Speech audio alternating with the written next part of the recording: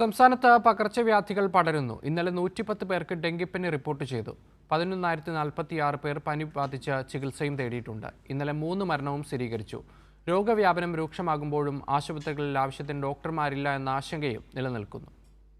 പകർച്ചവ്യാധി കണക്കുകൾ വർദ്ധിക്കുന്നു. മഴക്കാലപൂർവ്വ ശുചീകരണവും പ്രതിരോധ പ്രവർത്തനങ്ങളും അവതാളത്തിലായതാണ് പകർച്ചവ്യാധികൾ നിയന്ത്രിക്കാനാകാത്ത സാഹചര്യത്തിലേക്ക് എത്തിച്ചത്. ഡെങ്കിപ്പനി, മഞ്ഞപ്പിത്തം, എലിപ്പനി, ഇൻഫ്ലുവൻസ, വയറിളക്ക രോഗങ്ങൾ തുടങ്ങിയവയുടെ വ്യാപനം ആശങ്ക വർദ്ധിപ്പിക്കുന്നുണ്ട്. സംസ്ഥാനത്ത് 110 പേർക്ക് ഡെങ്കിപ്പനി സ്ഥിരീകരിച്ചപ്പോൾ 383 പേരിൽ ഡെങ്കിപ്പനി ലക്ഷണങ്ങളും കണ്ടെത്തി. 7 ദിവസത്തിനിടെ 742 പേർക്കാണ് സംസ്ഥാനത്ത് ഡെങ്കിപ്പനി സ്ഥിരീകരിച്ചത്. 9 എലിപ്പനി കേസുകളും 93 ഇൻഫ്ലുവൻസ രോഗവും ഇന്നലെ സ്ഥിരീകരിച്ചു. പകർച്ചപ്പനി ബാധിച്ച് സംസ്ഥാനത്ത് ഇന്നലെ 3 മരണവും റിപ്പോർട്ട് ചെയ്തു. എലിപ്പനി ബാധിച്ച് 2 പേരും ഇൻഫ്ലുവൻസ ബാധിച്ച് ഒരാളുമാണ് മരിച്ചത്. ഇന്നലെ മാത്രം 11,046 പേർ പനി ബാധിച്ച് സംസ്ഥാനത്ത് ചികിത്സ തേടിയിട്ടുണ്ട്.